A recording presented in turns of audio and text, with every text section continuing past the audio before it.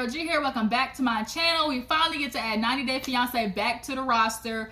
Y'all, I know we missed the past couple episodes, but I've been trying to figure out how to squeeze everything in on Sunday because P-Valley and Real Housewives of Potomac came on. But now I figured out that P-Valley does like this Saturday night premiere. So I'll be able to scoot that up and then fit 90 Day Fiance in after that. So yeah, hold on. Ooh, Lord, my head is itching, y'all. I just got done greasing my scalp, and obviously you see I got some thick ass hair. My scalp just gets super dry. Matter of fact, can you guys drop down in the comments if you have any good moisturizer suggestions? Because I obviously have all this mane to tame, and I was using argan oil, but then I got put on black castor oil, and so far I like it. It smells good, but it's just the oil, so it's kind of thin. I think I need like something thick, more like a custard or just some type of thick moisturizer so my hair can really soak that shit up, okay? Because the oil is good, but my hair just, it eats that shit up so fast. And so then I end up getting like dandruff and stuff, and dandruff ain't cute, y'all. It just ain't. So yeah, drop down in the comments if you have any suggestions. I'd really appreciate it. But let's go ahead and get to 90 Day Fiance because there's a lot to discuss. Hold up, let's see. Let's fix this part right here. Yeah, there we go. That's a little bit better. So let's go ahead and open up with Paul. Karine, knock these hoes out the way because Karine is ready to go back to Brazil. Paul, you failed. Point blank, period. His ass thought that he was going to be able to come home, stay at his parents' house, and basically live there with Karine, because if y'all don't remember, he waited till the day before the flight to call and ask the mom, hey, you know, can we just stay there till we get up on our feet? And the mom was like, no, I already know how this is gonna go, Paul. It's always till I can get on my feet, till I can get on my feet. And nigga, you never get on your feet. And so after that happened, he ended up having to, you know, they ended up having to float from hotel to hotel until he found this little tiny house that he was living in. So now they back here in America, and Paul still has no job. He wants to blame it on his record, but I'm sorry. I think you keep trying to shoot for the stars and, you know, and get jobs a little bit higher than your qualifications. But really, you need to be working at 7-Eleven. You need to be working at, you know, McDonald's, Wendy's, those type of spots. But Karine said, I'm giving you 2 months or me and Pierre are about to dip back to Brazil. What should have happened, Paul, was you should have left Paul and Pierre and Karine in Brazil, took your ass back to America, and brought them when you finally had a stable place for them to stay. You should have went, worked, and just had you to take care of. Like, you should have just left it at that and only brought them over when you finally had everything situated. But the problem was you was banking on your mama to take care of everything, and mama said, no more. My pocketbook is closed. I can't take care of my deadbeat son no more. And I'm glad, because it's time for you to grow up, Paul. But apparently behind the scenes, Karine took off running from Paul because he crazy and installed like cameras and stuff in that little tiny ass house trying to keep up with Karine.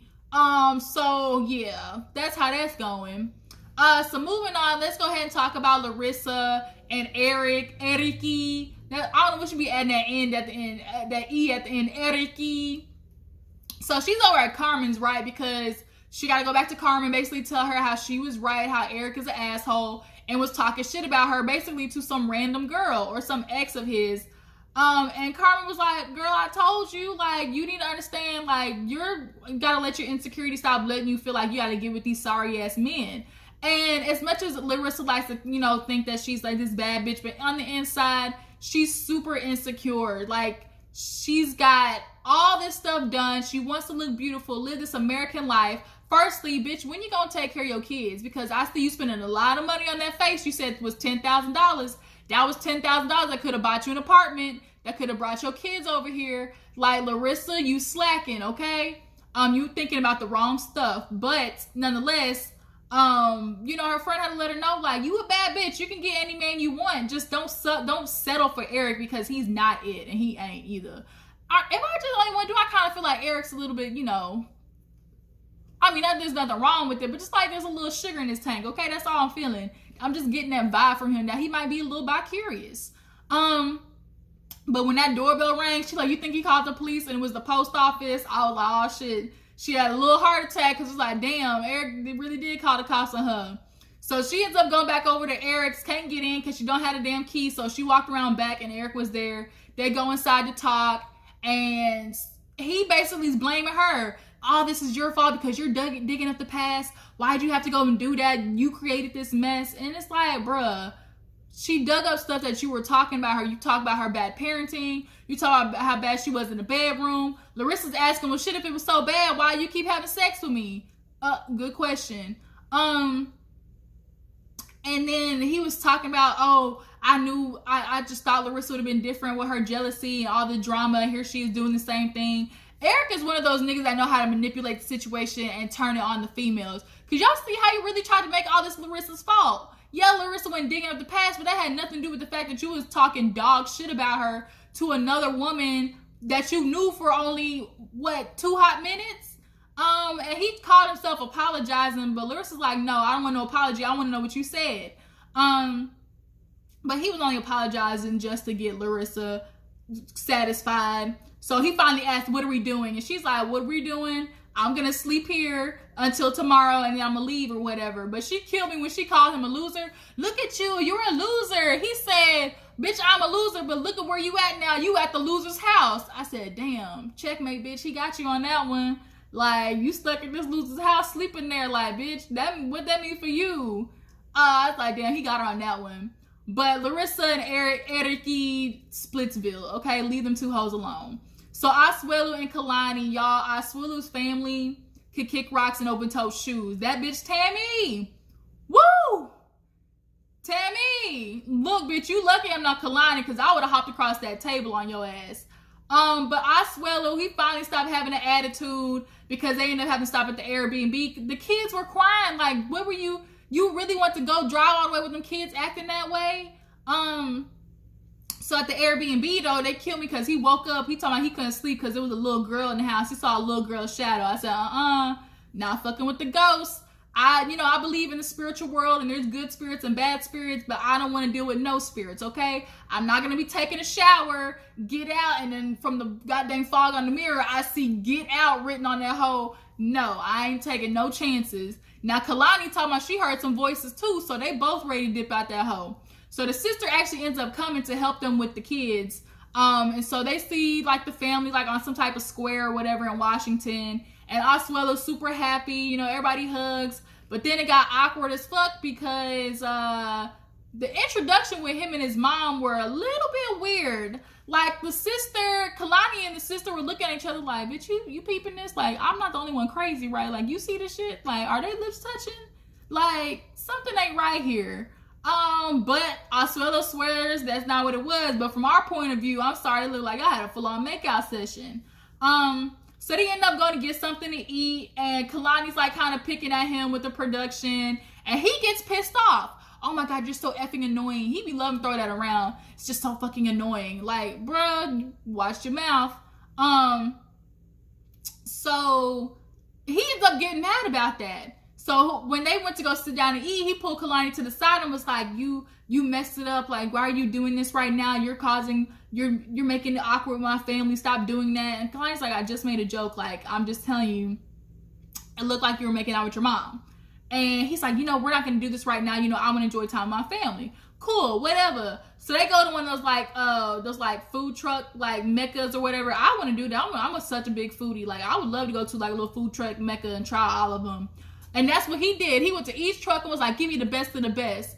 I said, do you got best of the best money? Like, where is this whose pocket this coming out of? And they got all that food sat down. I'm like, how do you know if they even gonna eat that shit? So, of course, they talking and stuff, but they waste no time getting to the meat and potatoes of the conversation. I swear, where's my ducats at? Where's my money that you promised me? Because they were talking about, what's the itinerary? And the mom was like, we're gonna go out and then we're gonna come back to my house. And he's like, good, then I'll be able to give you the gifts that I bought you. And they're like, you got us some gifts. And then Tammy's like, okay, where the money for mama though? And it's like, bitch, how about you enjoy your brother first before you worry about coin? Like, I can't with that sister. Well, I couldn't tell, bitch, if you had rosacea or if that was really blush on your cheeks. Whatever it is, it ain't cute. So then he's like, I got 100. And the sister's like, 100? That ain't enough. I would take $100. And he had to let him know that's all I can afford. So now the mama got an attitude talking about, oh, you're supposed to take care of your parents. You know, we're still alive. And the sister talking about, it's tradition, it's our culture. You know, the parents, they get taken care of, you know, outside of the family. So Kalani had to be like, he has a part-time job, girl. Like, he can't afford it. We have kids too. Like, take this money, bitch, and be thankful. So she's like, why don't you get a full-time job? You know, so you can take care of your little family and your parents. And he can't do that right now, okay? He just can't. I don't know why he can't find no full-time job. But regardless, even if he did have a full-time job, all that money does not need to go to you or your mama, okay? So then, when Tammy was like, you know, you take care of your family. You did it back in Samoa. You supposed to do the same here. So Kalani was like, well, do you send any money to Samoa? Man, Tammy looked at that bitch with daggers in her eyes, but was stuck on stupid, had nothing to say, but it's none of your business. Bitch, who business it ain't? If it got something to do with kids, my kids' money, putting a roof over their head, putting food in their mouth, it's absolutely my business. Yes, bitch, it's my business because it's coming out of my motherfucking pockets with your ungrateful ass. Then the mom had the nerve to be like, oh, you know, you give me money. You know, her family take care of the kids. He's like, I'm not asking her to take care of my kids because they already do a lot. We're already staying with them. And she was talking about, oh, you know, this is not right. You know, my son, you've always been my right-hand man back in Samoa. You worked and take care of me. Where's the money? And so the sister's like, you ain't doing your job. I'm like, fuck you, okay? I couldn't have been Kalani sitting across on that table. We would have had problems. Then the mom want to get up talking about, I'm done. I can't believe, you know, my son, he changed and I think it's Kalani's fault. No, it's not Kalani's fault. I don't like this. Look, parents, when your kids get married, it's not about you. Fuck the culture. The culture is not, I choose my parents over a whole family that I produced over here. He got 2 kids. And speaking of them kids, Kalani, why don't you never put no clothes on your kids? Why it always seem like you just throw, they stay in pajamas and you throw them sneakers on? Can you put some regular clothes on them goddamn kids? Have y'all noticed they always stay in pajamas? But the mom got upset, and I really can't believe she really tried to say, oh, your family can do it. They got money. And that's another thing. They're using this culture as an excuse. I think parents who are in that culture using that excuse, we saw with Chantel and Pedro's family, like, it's fucked up. Like, take your lazy ass somewhere and go get a job and stop depending on your son to take care of you. And then she had the nerve, y'all, to sit there and say, oh, I gotta send the money back to the church, and I got a couple of people I want to help. How you helping people offering up money that's not yours? The nerve. I'm handing you money and bitch, you not even using it for your own self. You trying to send it back to Samoa into a goddamn church that you not even at right now. No ma'am, no ham, no turkey. We will not. So then the mom get up and want to be all pissed off. Man, forget that. And now Asuelu's looking like, oh shit, Kalani might have been right. They only do want to use me for my money. Huh. Next time, listen to your wife, sucker. So moving on, Andrei and Libby, y'all. Andrei. I get you mad. They were asking questions, but the dad needs to because he doesn't know you. You got his daughter pregnant. You moved to America. You ain't doing nothing but sitting at home, sucking up all the good air conditioning and asking Chuck for money 24/7 with your ungrateful ass. But he got mad they were asking questions. Now, granted, were the questions invasive? Yes, but I mean, we got to figure something out about you, Andrei. Something ain't sitting right here. 2 + 2 is not equaling 4. So now both the brother and Andrei are getting up, getting ready to fight. Now I'm like, brother, I don't know if you want that. I don't fuck with Andrei, but he looked like he could flip your ass over on this table. So you might want to back that one back up, okay? Because Andrei looked like he gonna give you a black eye and a bloody nose. So the sister, actually, the brother's wife, he was like, she was telling Andrei, like, you need to sit down, be quiet, you know, tone it down, respect your father-in-law. And he telling Chuck down there to shut the fuck up and, you know, why don't you guys leave? Like, they fresh off the plane and you talking about go back to America. This isn't your country. First of all, they came here to see your ungrateful ass get married and you got some nerve to try to send them home when they are paying for your wedding, ungrateful Andrei big-headed ass. Like, I can't with this fool. So now Libby's mad at him outside, yelling, talking about, why are you trying to fight my brother? This is so unnecessary. The brother ends up cooling off outside, and Andrei's trying to tell them to leave. They're not welcomed here no more. They're your bloody family. They're always constantly asking questions. So Libby's like, well, shit, why do you keep getting upset? Are you hiding something? So this is what you're gonna do right now, Lib. This is what you're doing. I can't believe you're not defending me. And she's like, I can't defend you. Your actions are wrong. And Andrei is one of those people who feel like, oh, regardless that, even like when he's wrong, like Libby's supposed to defend him. And no, a real wife would tell you, you messed up, you wrong, you're doing too much. And so when he goes outside, the brother is inside. They're finally actually having a civil conversation when Andrei wasn't in there. The dad was explaining, look, we're just trying to get to know you. You guys, we appreciate you coming here. But, Andrei, like, this is our first time seeing him like this. So is this the true Andrei? Is this the Andrei that has been hiding from us? And so the brother was like, shit, we in there cooling, but you messing it all up with your energy. And so he's like, oh, they manipulated you. Now you're on their side. And that's what Andrei keeps trying to make it. Oh, it's about their side, my side or their side. And it's not. Like, if you would quit fighting it, you actually really could be part of this family if you would just listen and quit thinking you always right all the goddamn time. Because you're not. All you're doing right now talking about tradition, and your ass is sitting at home taking care of a baby playing video games while your wife is out there working and having her daddy pay for your ass to sit at home and do nothing. I can't with Andrei. So now he mad at Libby trying to get her in the car. She like, no, what's wrong with you? I wouldn't have gotten in the car with him. I would not have. I would have left him to go home by himself. And that's where that part ends. So we're just going to see how that plays out. So moving on, Tanya and Sinjin. Y'all, Tanya, let him go. If you really love him, let him go because he is miserable in America. Let him go back to South Africa. He sees his brother, his family. You can just see like he was revitalized being back there. And Tanya, you want this life of kids settling down, having a home. And that's not what Sinjin wants. And you sitting here wondering why he's always in a pissy attitude and drinking. He's drinking because he's depressed, honey. He drinks already because he's South African working at a bar. But, ooh, shit, my back. But, shit, like, he's miserable. And he's like, oh, he gets to South Africa. He's like, oh, my God, I wish I never left. Now, Tanya over there looking at him stupid, like, oh, shit, we came back here. And, like, maybe he wants to stay here. You should brought him, leave him there. Go back to America without him because after talking to the mom, like, they all went out for, like, a little girls' night, the mom and the sister. And she's questioning them, like, is Sinjin ready? Like, is he ready to slow down? Like, I'm trying to keep him from drinking. And, I don't want to make sure, that I'm not just wasting my time. Newsflash, you're wasting your time. You talked about this on the reunion, 2 years ago, talking about how you wanted kids. He told me, I don't even know if I want kids. Then the argument of how you want to be with him, but he's not your soulmate. Like, girl, Tanya, let it go, honey. He talking to his brother. The mom told her, look, like, don't push too hard. If you try to conform him, he's going to rebel. And that's basically what he's been doing. He's been trying, Tanya, he's giving you all the signs that he's not ready.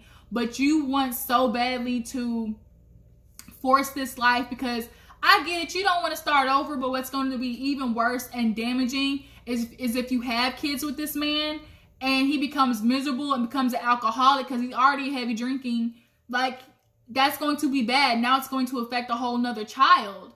And don't do that. Do not do that to Sinjin. If you honestly love him, let him go. He sees his brother and was like, oh, things in America, they're not as good as they are. Like, the grass isn't always greener on the other side. So Tanya's offended, like, oh my God, like, America's not the worst country, but I mean, it's it's not the best country, but it's not the worst. Well, girl, if he's talking so negative about that, he's not said one positive thing about America, that should be a sign to you. Like, let the shit go. Sinjin is not who you're supposed to be with. Oh, Lord, Tanya. I can't stand when people see this big-ass red flags and she's just ignoring them. So Colt and Jess.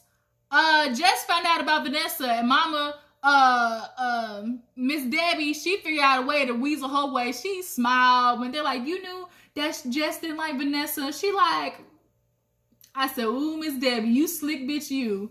So now she talking to Colt like, oh my God, this is Larissa all over again. Are you sure you want to deal with that? And Colt's like, he's like, yeah, I know my mom's trying to break me and Jess up, but, you know, I'm going to go find her. We're going to fix this. Well, Jess decided she was going to find a way to get in contact with Vanessa, and Vanessa spilled the beans that her and Colt been talking the whole time, like still are communicating. Man, she came back and flung them 2 shoes at him like Tahiri threw them apples at Vado. And she's like, you lie, you talk to the bitch every day. Look. And she throws the phone in his face, and he realizing, oh shit, like I'm stuck. Man, Jess was getting back in his ass talking about, I'm gonna go sleep with somebody. Matter of fact, I'm gonna go sleep with my ex. So she packing up all her shit, making it downstairs. I was like, girl, you've been looking for any reason to go fuck somebody else. I'm sorry, Colt does not look like he can do anything in the bedroom. His ass look like he get tired after 2 pumps. I don't even think he know what a pearl at. Y'all know what I'm trying to say. I'm trying to, you know, say in the most classy way, the pearl. Y'all know what I'm talking about. He can't locate that even with the glasses on. Like, girl, you've been looking for another reason to go out and go get that back blown out by somebody you know who know how to do it, hit it from the bike, okay? Colt ain't doing it. I'm sorry. I just cannot envision it. He just looks so pitiful in the bedroom. But that's neither here nor there. Jess is basically sticking it to him, talking about, bye, I'm gonna go have fun tonight. I'm gonna have sex with somebody. I'm gonna have sex with my ex. Now Colt's sitting there on the sidewalk looking long-lipped, okay? And this is another Larissa situation, but your ass is too insecure and you feel like you're going to be alone, just like Larissa. It's so funny how you and Larissa are acting the same, basically settling for shitty relationships because you don't know how to be by yourself, you know? So last but not least, let's get into Angela, y'all. Angela is pissing me off.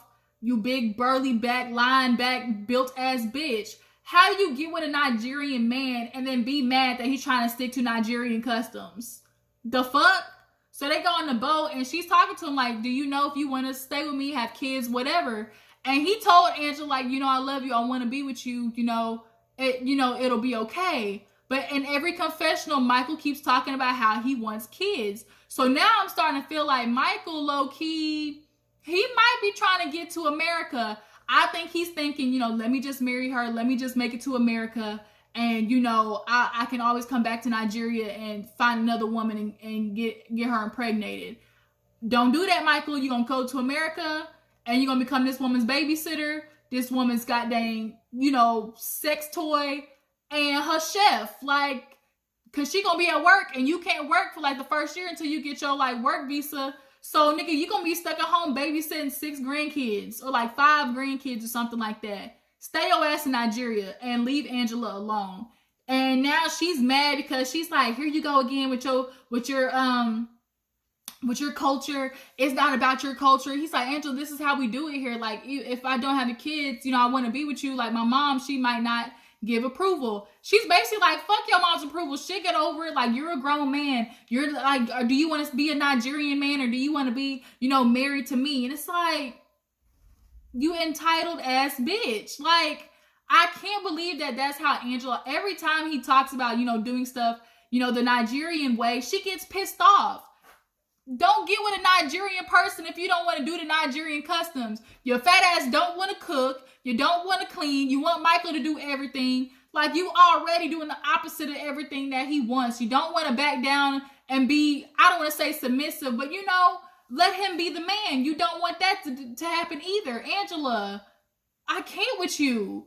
So they actually end up going cake tasting and talking to like some family members. And so they end up talking about the wedding and stuff. And they want to do a more American wedding.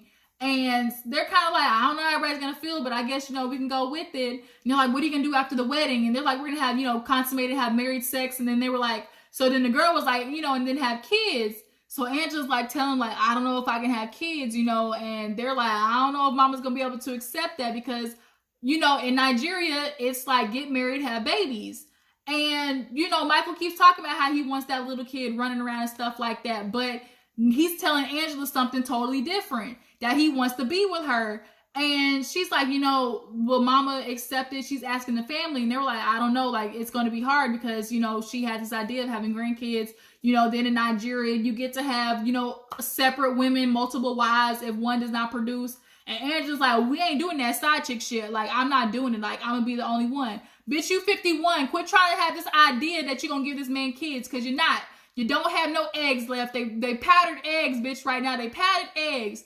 And Michael, you know, he keeps bringing up, you know, his mom and everything, and she's just getting pissed off. Like, I can, you know, that's his culture. Are you going to give up your culture, basically? Like, you're really trying to please your mom over marrying me, and that's not what it is. You don't have respect, and that's the problem. You constantly keep trying to make him an American man and do American ways, but he's not American, Angela. If you haven't noticed, he's full-on African Nigerian. So you need to start understanding everything is not about you in this relationship. You expect this man to come to America, cook for you because your fat ass don't cook, watch the kids because that's the only person that's gonna be able to watch the kids while you at work, and then come home and basically blow your big ass back out. That's what you want? Like, girl, I can't with Angela. Like, she pisses me off. So the episode basically ends with her concerned about Michael, you know, not marrying her if the mama don't accept it. So y'all tell me what you think about the episode. How do you feel about each couple? How many of you think any of these couples are gonna make it? Do y'all feel like Angela's being inconsiderate of Michael's culture? You know, I really do. And Asuelu's family, do y'all feel like they use culture as an excuse to basically make him pay for everything? I think so. But I appreciate you for tuning in. Make sure to like this video, subscribe to my channel, and I'll catch you guys in the next video. Deuces.